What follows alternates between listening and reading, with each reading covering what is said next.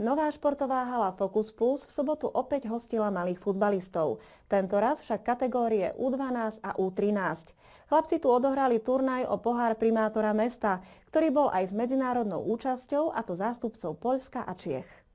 Vranou nad Topľou, Lipany, Rožňava, Liptovský Mikuláš, ale aj poľské Zakopané a český Bílovec. To sú družstvá, ktoré v minulú sobotu súťažili o pohár primátora mesta vo futbale. Kežmarok mal v tomto turnaji hneď dve želieska v ohni, a to družstvo 12-ročných a družstvo 13-ročných hráčov. Hneď v prvom zápase turnaja sa našim chlapcom podarilo pekné víťazstvo. Som potešený veľmi, ako 13-ročný prvý zápas vyhrali 5-0 nad Zakopaným. Aké boli pocity z tohto víťazstva? Úžasne, dobre. A tvoje? Dobre. Mávaš a niekedy aj stres pred takýmto zápasom, ako hráte dnes? Nie. A ty? Nie. Sme jedno z mála družstiev, ktoré hrajú iba druhú lígu.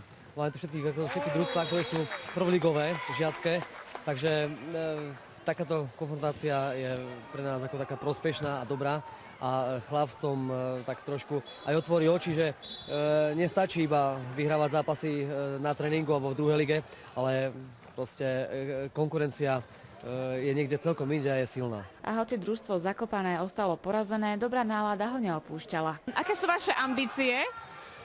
Nasze ambicje? Strzelić jedną bramkę na turnieju.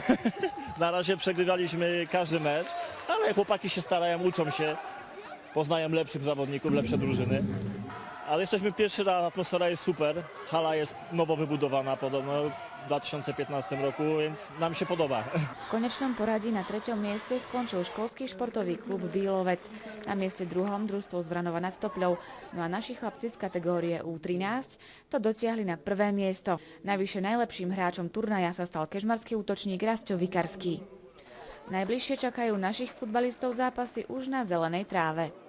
Tento turnaj je posledný halový a potom už sa chceme, ako hráme futbal vonku, veľký futbal, takže ďalšie turnaje budú už na umelých trávach. Bude to vlastne taká príprava na ťažkú sezónu, ktorá nás čaká, lebo zatiaľ sme lídri tabulky druhej ligy a keď sa dobre pripravíme a vlastne spravíme všetko dobre, ako chceme, tak by sme mali tú ligu aj úspešne dovesť do víťazného konca.